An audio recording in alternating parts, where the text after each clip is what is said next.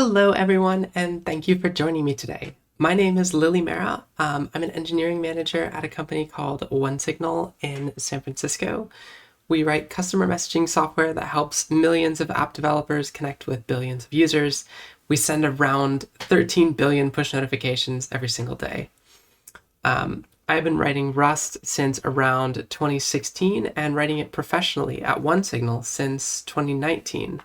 I'm one of the authors of the book Refactoring to Rust, and that's available now in early access at manning.com.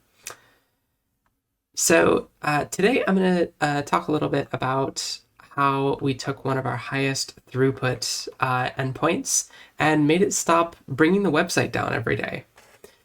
So we're going to be talking about how we took a synchronous endpoint that was leaving a ton of load on the database at our HTTP edge layer and moved that into an asynchronous workload that we could much more control the internal impact of. So since this is a retrospective, we're going to be jumping back in time a little bit by a couple of years, right? So at this time, we were sending around 8 billion push notifications every day. And we had a team of around 10 engineers on what was then called the backend team at OneSignal. We had maybe 25 engineers total.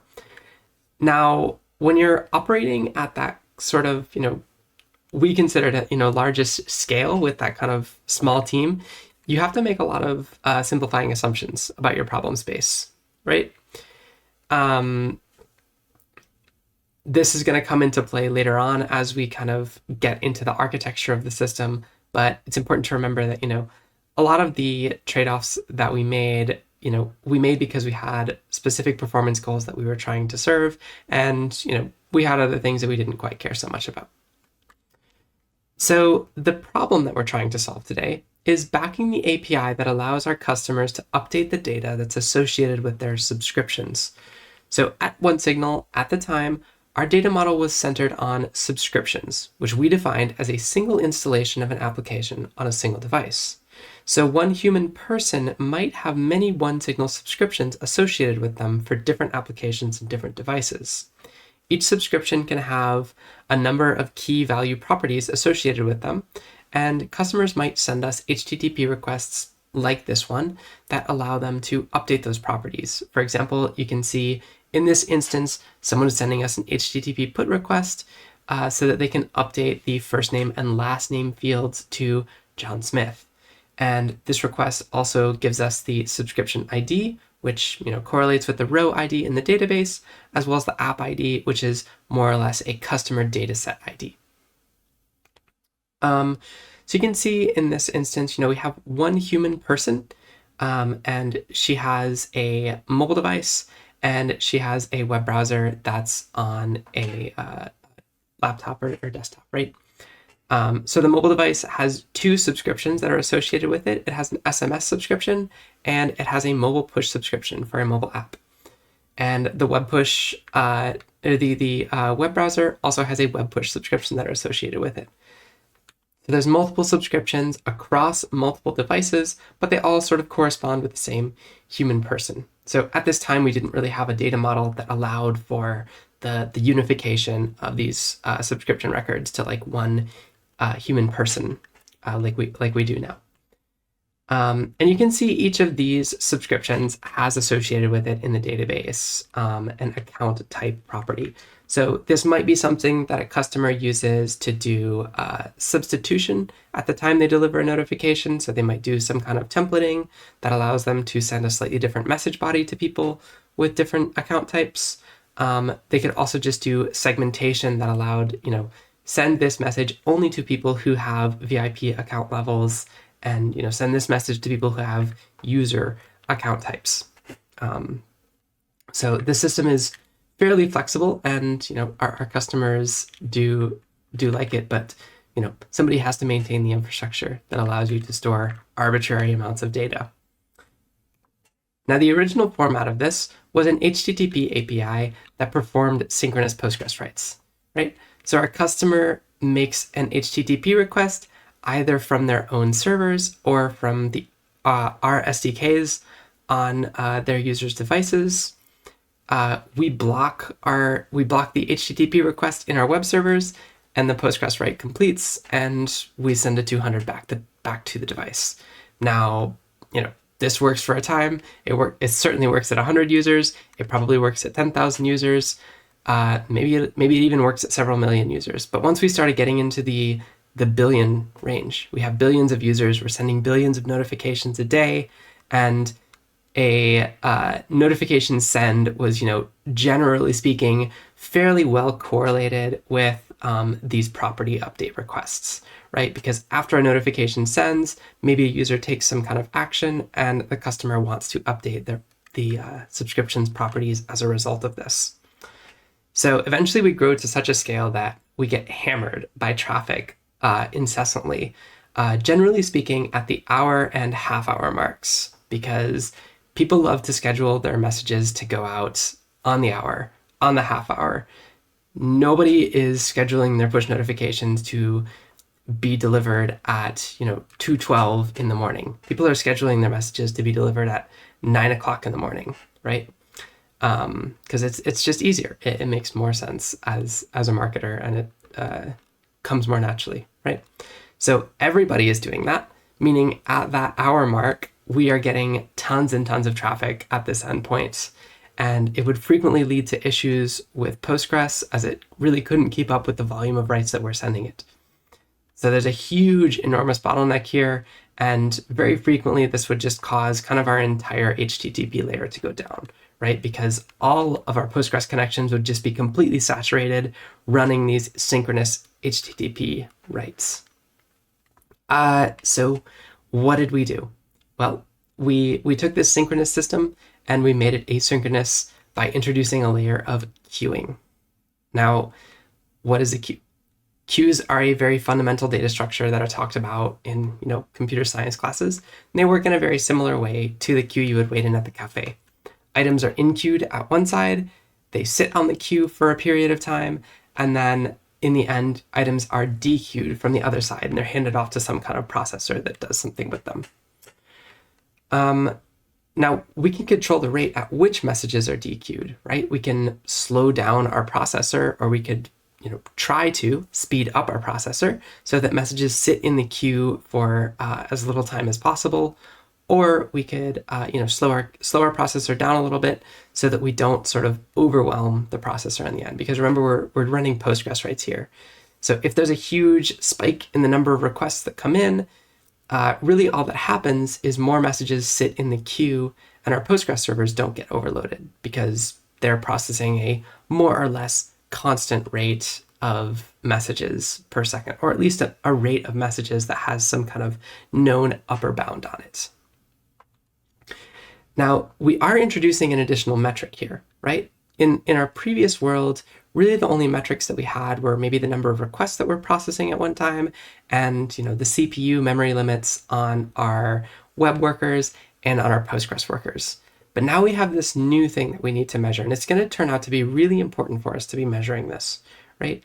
And it's the number of messages that are sitting in that queue waiting to be processed.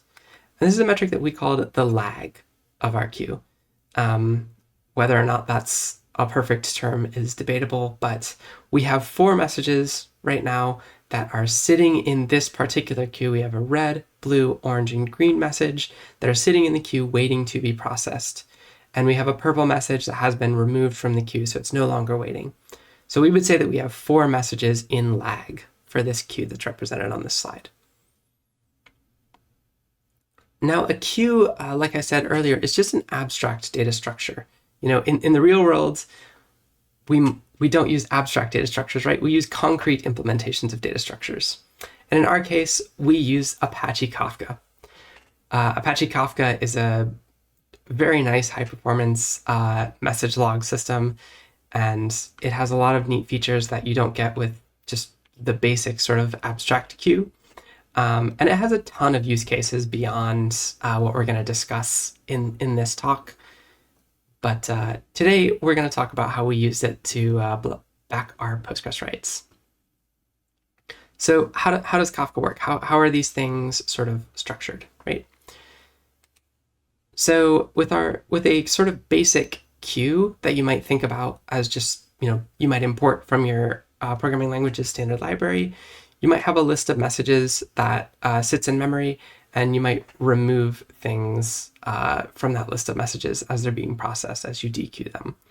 But that's not what we get in Apache Kafka. We have a number of data structures that are represented on this slide, so let's talk about them one at a time. So the first thing that's on here is the producer. This is the thing that enqueues messages to Apache Kafka. So in our case, this was our HTTP server that's taking messages from the HTTP API, and it's adding them to our Kafka queue by calling the send method on Kafka. Right? It's adding them to Kafka in something called a topic. This is a logical grouping of messages, where messages have the same sort of purpose. Each message has a numerical ID, an auto-incrementing numerical ID called an offset. So that starts at 0 and it gets bigger over time. The thing that pulls messages off of Kafka, that dequeues message, is called a consumer. So in this case, we have a single consumer that's called A, and it has pulled the first message off of the log of the queue, right?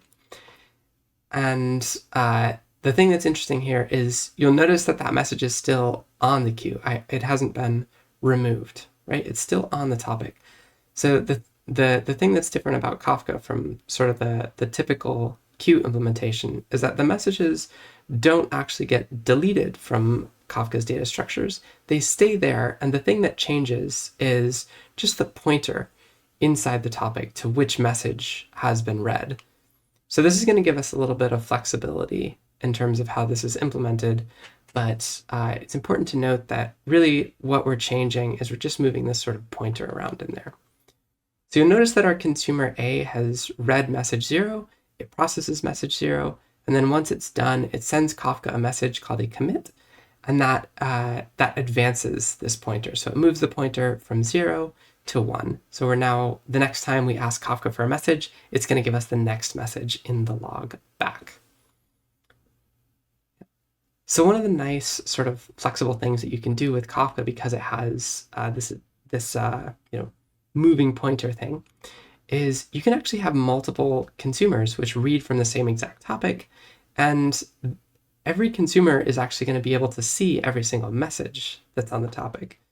And this is beneficial if you wanted to, have a single Kafka topic that has just a ton of data on it that might be useful in broad contexts, and maybe one application reads 90% of the data and another application reads 30% of the data. Obviously those add up to more than 100%. There could be overlaps, because each consumer is going to see every message that's on there. You get a lot of flexibility in how you want to utilize that data, right? So in this instance, we can see that there are two consumers that are both reading from the same topic, and they're at different points in the topic, right? Now, as your user base grows, you probably want to be able to process more than one message at a time, right? Both of these consumers are just looking at a single message. They're looking at different messages, but they are both looking at single messages, and they are both going to want to process every message that's on that queue. So what do we do about this? It turns out that Kafka has a feature that's built in for scaling things horizontally, and that is called a partition. So I know that I presented each topic as an independent queue of messages previously. It turns out that within a topic, there are numbered partitions, and these are the actual logs of messages that have independent numbering schemes for offsets, and they can be consumed independently by either single instances of a consumer or indeed like multiple instances of a consumer. So in this instance, on here we have a topic that has two partitions. We could have two instances of the consumer that were running in, say, two different Kubernetes pods, or on two physical servers that were separated and had dedicated resources. Or they could simply be running in two threads of the same consumer instance.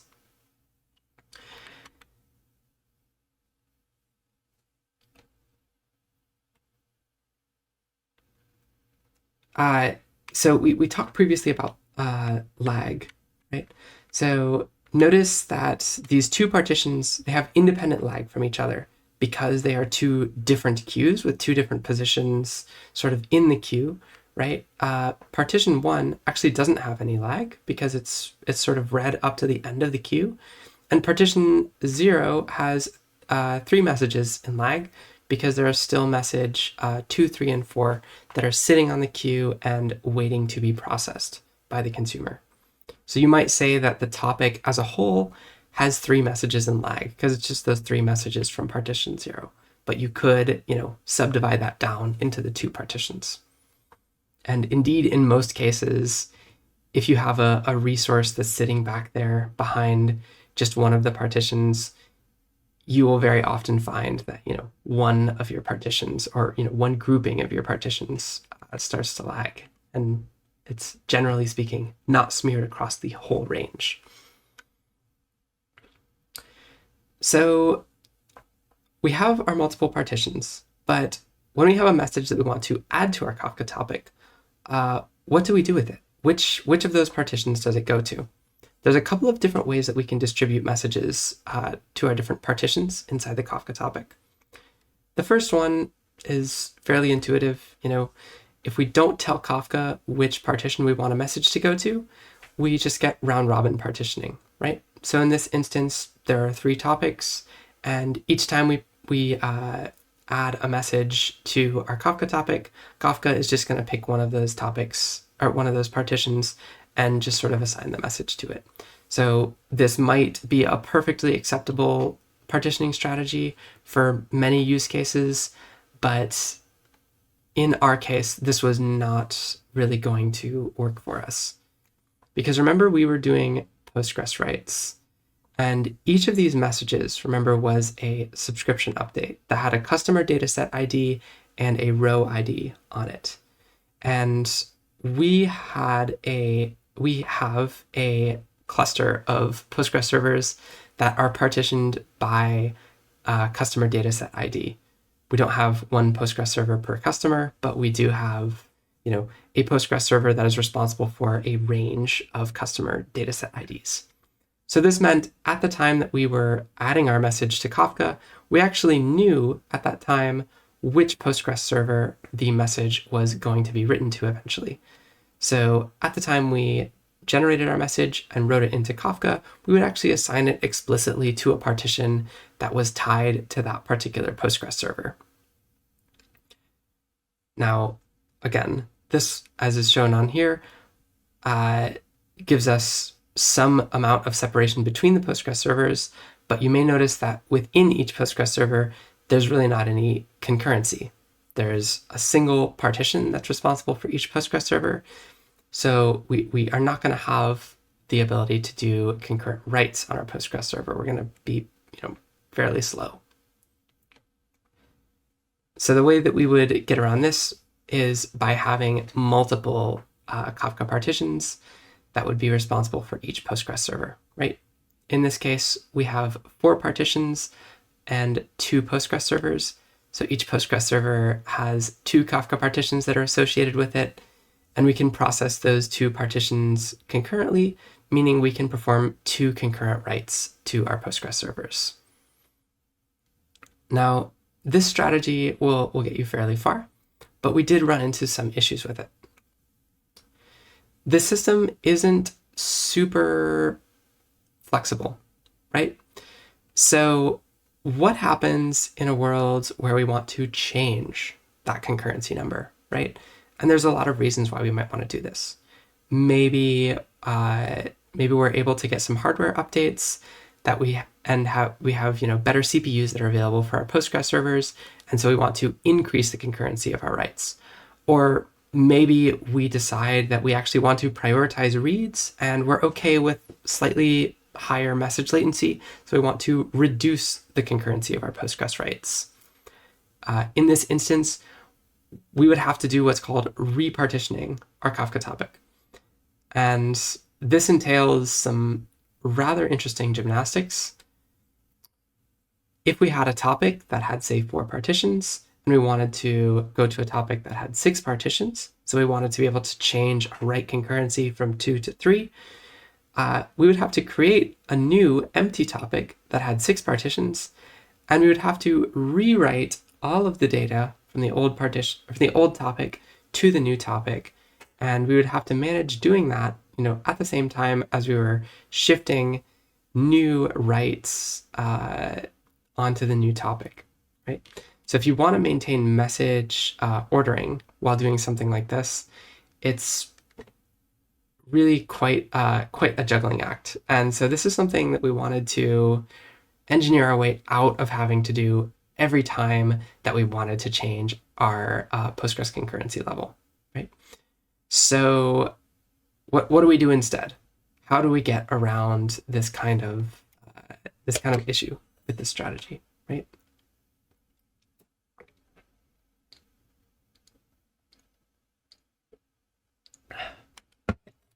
The solution that we developed here was to concurrently process Kafka messages in memory within each Kafka partition. So this is something that we called subpartition processing.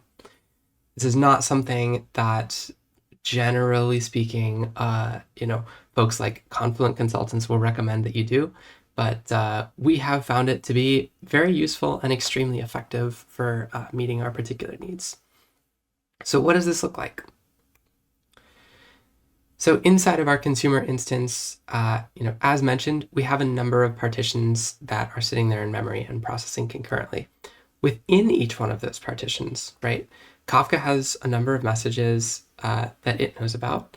And inside of our consumer instance, inside the partition level, we have a number of workers. These are, more or less threads that are sitting there, and they're able to process messages concurrently within the partition. So instead of asking Kafka for the next message, we would ask it for the next, say, 4 messages, and we would process those concurrently, send our writes to Postgres concurrently. And if it were that easy, this would be an extremely boring and short talk. I'm afraid once you start doing this, things start to get a lot more complicated. And we'll run into a lot of issues along the way. The first of which that becomes extremely obvious when you try and achieve this is it becomes a lot more difficult to manage commits. So let's talk about why that is. If you're processing messages concurrently that are linearly ordered in Kafka, eventually you're going to get to a point where you process messages out of order, right? So let's imagine that we have, message 0, 1, 2, and 3 that are all sitting there in memory. They're being processed concurrently. And we just so happen to finish processing message 0 and message 3 at the same time, while 1 and 2 are still processing. What do we do in that situation? So if we follow this sort of standard Kafka rules, what we would do is we would send Kafka a commit for message 0, telling Kafka that, hey, I've finished the processing on message with offset 0, and you can mark it as done. And if I ask you for more messages in the future, you don't have to give me message 0 because, it's done, it's over.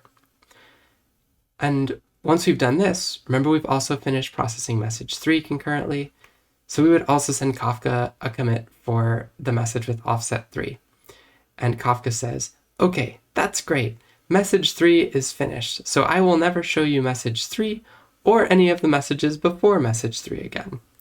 Because it turns out that Kafka does not store the completion of every single message. It only stores the last message, or it only stores sort of the greatest message that has been committed, because it assumes that you read the queue from the beginning to the end, and you don't skip any messages like we're doing. So this is a problem. This isn't going to, evict message 1 and 2 from the memory of our worker, but it is going to prevent us from replaying those messages if we get into a situation like, say, our consumer instance restarts or, crashes or something like that while message 1 and 2 are still being processed. If the consumer instance comes back up and it asks Kafka for the messages again, it's never going to get message 1 and 2 replayed because, Kafka thinks that they've been committed. They've finished processing, so it doesn't need to show them again. For our purposes, we consider this to be an unacceptable data integrity solution, right? We wanted to make sure that every update was being processed by the database, right? So what is the solution here? How do we get out of this problem? What do we do with this message 3 given that we can't send it to Kafka? The solution that we came up with was to create a data structure in the memory of our Kafka consumer, which we called a commit buffer, right? So instead of sending messages to Kafka when they're committed, we write them into this in-memory commit buffer. It has one slot for all of the messages that are in memory, and it just has is committed, is completed, is not completed, right? So right now it has two messages in it, or it has two completed messages in it, 0 and 3, and you can see it has empty slots there for 1 and 2. So we have the messages written into the buffer, and then what we're going to do is we're going to start at the beginning and scan for a contiguous block of completed messages. So if we do that, we can see that there's a single completed message at the beginning, message 0, and we can take that completed message and we can send it as a commit to Kafka. And then after that, we need to do nothing for a little bit, because if we look at the beginning, there's not a single committed message that's at the beginning of that commit buffer. So it's not safe for us to send Kafka any more commits at this point. We need to sit around and we need to wait for messages 1 and 2 to be completed by our Kafka consumer, at which point we can scan again from the beginning for the longest block of contiguous messages. We find that 1, 2, and 3 are completed, and we can send Kafka a commit for the message with offset 3, and it will know that, okay, 3 and everything before it have been completed, and I don't ever need to replay them. Now, there is a concession of this model, and it's a pretty important one that you definitely need to design around. This model uses something called at least once delivery. There's a couple of different models of Kafka consumers, and generally asynchronous processors like this. This means that messages are going to be replayed. It means you will definitely get to a point where a Kafka consumer reads a message, reads the same exact message more than one time. Like it will happen. And you need to design your system to account for this possibility. There's a lot of different ways you can do this. You might have, say, a Redis server that sits there and tracks an idempotency key at the time that your message is completed. We actually took the Kafka offset from the message and we wrote it into Postgres, and we used that as a comparison at the time we were doing our write to make sure we didn't update any rows, more than once if we've already applied that update. But this is something that you have to design into your system or you will get inconsistent data, right? Imagine you're ticking a counter and you apply the same counter tick more than once. You're going to get bad data. So you've got to design around it. There are other models of delivery. There's at most once delivery, which is where you're not going to see something twice, but it might not show up. It might not show up once. And there's also exactly once delivery, which is a very large bucket that you pour money into, and at the end it doesn't work. So let's review all the pieces that we've kind of talked about here. Some of this is standard Kafka, and some of it is specific to what we were trying to do at OneSignal. We have a Kafka topic that contains a number of partitions, which are independent queues of messages, and each message has an auto-incrementing numerical offset that's sort of like its ID. We have producers that enqueue messages into Kafka, and we have consumers which dequeue messages out of Kafka. And we can control the concurrency of our consumers via Kafka partitioning, the number of partitions we create, and this sub-partitioning thing that is very specific to what we're doing at OneSignal. And the really nice thing about this sub-partitioning scheme is since our workers are really just threads in the memory of our consumer, we can control the number of those extremely easily. Right now they're essentially numbers in a configuration file of our Kafka consumer. We can change those by redeploying the Kafka consumer. And in theory, we could design a way to change those while a process was running without having, any downtime whatsoever. We don't do that because we don't feel that that level of liveliness is necessary. But we can be, very flexible up to the point that we think is useful, right? It's also very important to remember that these Kafka consumers are performing Postgres writes. Let's talk about these Postgres writes for a minute. Let's talk about what they're actually doing, because the fact that we're doing Postgres writes is actually quite important and quite relevant, and it's going to have a lot of impact on how we manage concurrency in this system.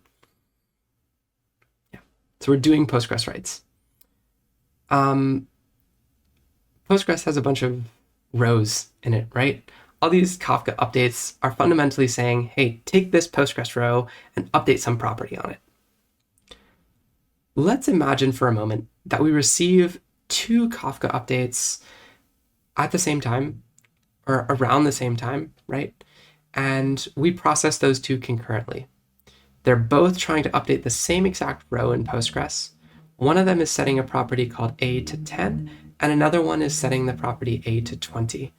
Well, imagine we got the one setting A to 10 first and the one setting A to 20 second. Now, I don't know why a customer might send us 2 conflicting property updates in quick succession like this. It's really not my concern. The thing that is my concern is trying to make sure that we replay our customers' data and we apply our customers' data, in exactly the order that they sent it to us. So if we're processing these 2 things concurrently, we might just so happen to process the message setting A to 20 first, meaning in the database we get 20, and then at a later time we finish the message setting A to 10, meaning we would get 10 in the database. Now that might be confusing from a customer's perspective because, they sent us set it to 10, set it to 20. So it would seem like the property should be set to 20. So this is not an acceptable state of the world for us. We need to design around this problem. So what are we trying to do? We need to maximize concurrency. We want to make sure that we are saturating our Postgres connections and getting as much out of those as we possibly can, but we need to minimize contention. If there's a single row that's getting a bunch of updates sent to it, we can never process those updates concurrently because they might complete out of order, and that might lead to an inconsistent state of the customer's data. And we don't want to do that. So what do? Well, we created some more queues because it's queues all the way down. We love queues, right? So recall that we had a number of processors for messages in memory, those sub-partition processors, right? Instead of having them just grab messages randomly off the main partition queue, what we did is we took the subscription ID, which is the row ID, remember? And we hashed that, and we sort of modulate it by the number of workers that we had in memory, and then we assigned it to a queue that was tied 1-to-1 to those processors, right? So you can see in this case, we have the real queue that represents every message that's in the Kafka partition.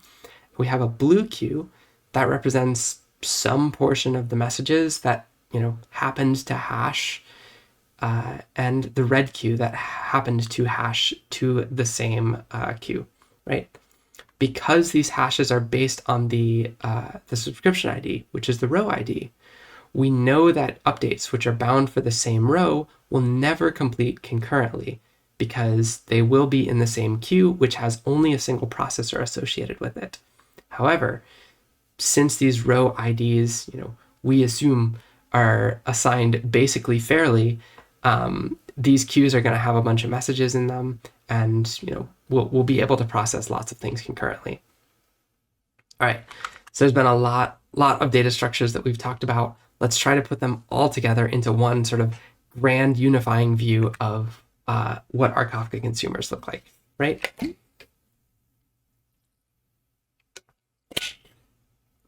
So at the far end, we have a producer that in-queues messages into our Kafka topic, and it tells Kafka, hey, please send this to this particular partition because it's going to wind up in this Postgres database.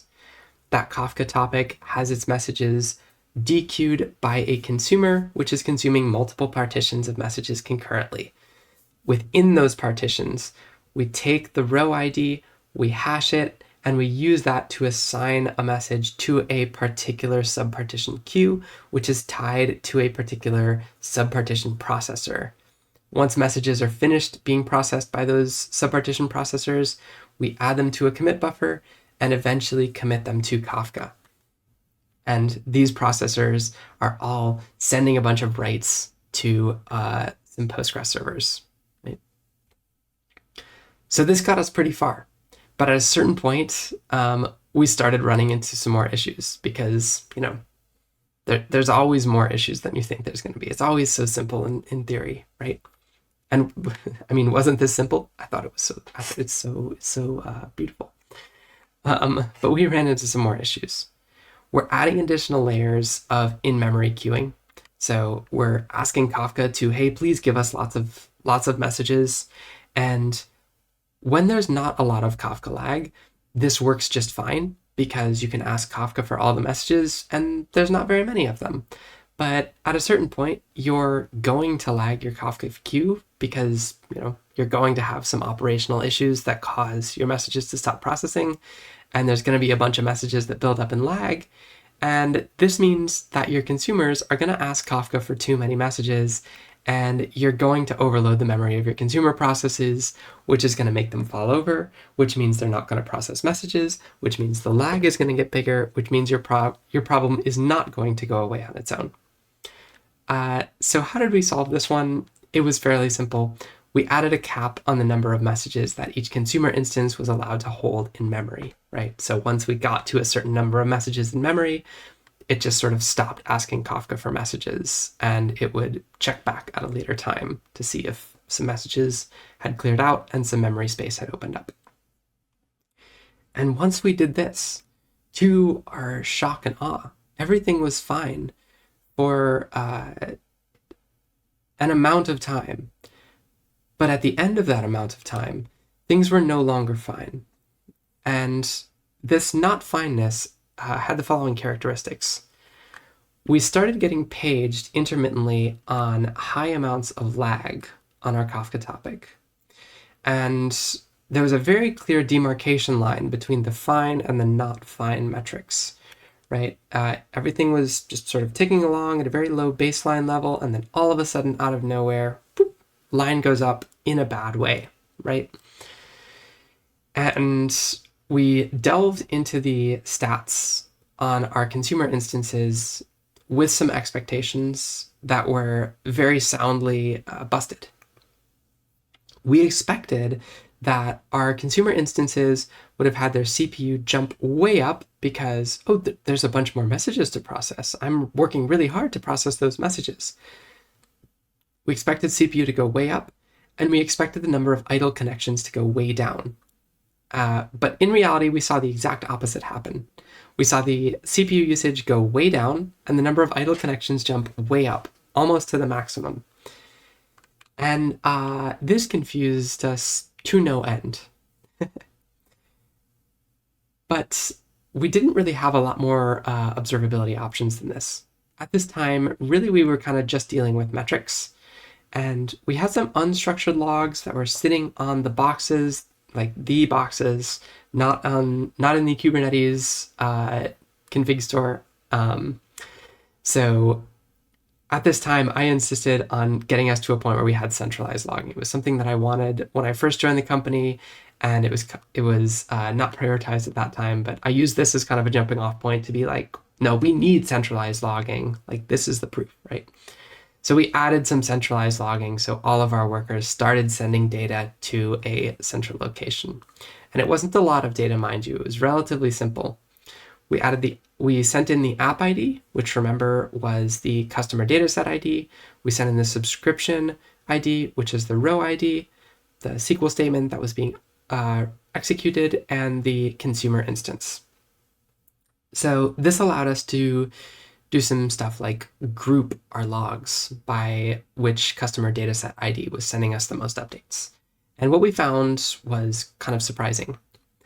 We found that almost all of the updates that were coming through were coming from a single customer, which we're going to call Closely.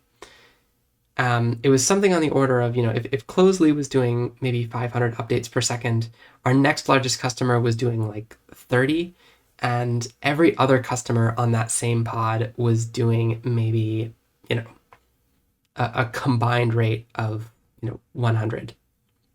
So it was really dominating the logs. And since we had it, we also grouped by the subscription ID, the row ID. And we actually found that there was a single row ID that was dominating our logs, right? A single row ID was getting all the updates. So what was happening here, right? The first thing that we looked at, well, it's important to remember, right, that it wasn't just the case that we were getting a lot of updates for a single row, but it was also the case that we sort of stopped doing everything else, right? Remember, number of idle connections jumped way up, CPU jumped way down. So there was really nothing going on except the processing of these single updates, the single subscription updates. So what was happening? We wanted to see what was in those updates.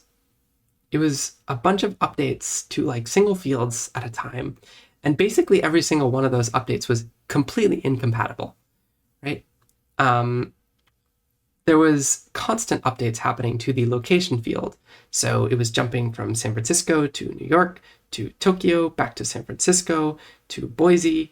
It was just all over the place, and it made really no sense to us, right? We looked in Postgres and we started just, refreshing this particular subscription. And yeah, location is constantly changing. Key value pairs are constantly changing, but there were a couple fields that were staying very consistent. The device type was always email. That was never changing. And the identifier, which is what we use to message a particular subscription, it might be an email if it's an email subscription, or it might be a push token for an iOS or an Android device. It just depends on the subscription type. But the identifier was never changing, and it was always set to admin@Closely. Now this raised alarm bells for us, and let's talk about why. So OneSignal started as a push notification company, but we started branching out from that a couple of years ago. We started moving into omni-channel messaging that let our customers reach their user base across multiple platforms. And the sort of first way that we did that was by adding a method to our SDKs called setEmail. And what this does, as kind of implied, if you have a push SDK that has a subscription in it, you call the setEmail method, it will create a new subscription that has that email address as its delivery method, and it will set the parent of that push record to the new email record, and it will store that email record in the SDK. And anytime you update a property from that SDK, it will duplicate the update to that email record. So we use this parent property to check and see how many records were linked to this admin@Closely record, right? So Closely had around 5 million users total, and about 4.8 million of those users had the same exact parent record. So almost every single one of those users had setEmail admin@Closely called in its SDK, right? So every time one of those 4.8 million users had any of its properties updated, we had an identical update mirrored to this one central record. So our Kafka queue was very heavily weighted, or not even very heavily, but just sort of subtly weighted with too many updates for this one subscription record. So why is this a problem? Why is this such a big deal that there's like a little bit more, that there's like a just thumb on the scale, right? Why is this so bad? So remember that our subpartition queues, right? These are not like totally independent queues, right? These are views onto a single real queue the Kafka partition, right? So in a normal situation where there's, sort of a fair, basically fair distribution of messages, we have 3 queues here. When, say, the green queue or the green processor finishes processing its message, it can grab the next green message off Q2 and the next one. And the messages are kind of spaced out about the same. So we can kind of, there's always going to be more messages to run, right? But if we put our thumb on the scale and we weight this a little bit unfairly, right? When the green queue finishes processing this message, that's the only message that's in memory right now, right? Remember, there's a limit on how many messages that we can pull into memory. And there's a real Kafka partition that's, representing this queue of messages here. So we can't advance the queue to look for more green messages until we process some of these red messages, right? So what's going to happen is the green queue, and then later on the blue queue, Q1, those are going to process their messages, and then there's not going to be any work for them to do. And unfortunately, because of the way that Postgres works, because we're sending lots of updates to one row, Postgres is actually going to get slower because Postgres is not super great at having one row get hammered with updates. So this is kind of a worst case situation for us. And in reality, it was slightly worse than I'm discussing here because I'm kind of zoomed in to the partition level, but because our limit of messages was at the consumer level, at the application level, it was actually affecting every single partition that was assigned to a single consumer instance. So it was smeared across a number of partitions, not just the one partition that had closely zap on it. So what did we do in this situation? The first thing that we did that very quickly resolved this particular problem was we skipped updates that were going to the closely admin record, right? And we fixed we fixed the limiting so it was zoomed into the partition level, so you wouldn't be able to blow up the whole consumer level stats by having one partition go haywire like this. We also put limits in place that stopped customers from linking so many records together using our SDKs because that's obvious. That was a fairly obvious misuse case. Customer saw set email and they assumed that they were supposed to set it to their email of the account owner, right? So what did we learn? What did we learn during this talk? What did we learn as a result of this, very inventive customer? So we learned how we can take intensive API write workloads and we can shift them from the API layer down into asynchronous workers to reduce the operational burden of those writes. We learned how we could do subpartition queuing to increase the currency of our Kafka consumers in a configurable and flexible way. And we also learned some of the struggles that you might face while you're trying to do subpartition queuing. We learned how centralized observability was valuable to us in tracking down this particular issue. And we also learned, although I'm sure everyone is aware of this, that no matter how creative your engineering and design and product teams may be, your customers are almost certainly more creative. All right, now I'd like to thank everybody for watching my talk today. If you're interested in contacting me via my socials or email, my information is on my website, lilymera.xyz. There's also a link where you can read some of my writing or buy my book, which is also available on manning.com. So thank you for watching and have a great rest of your day.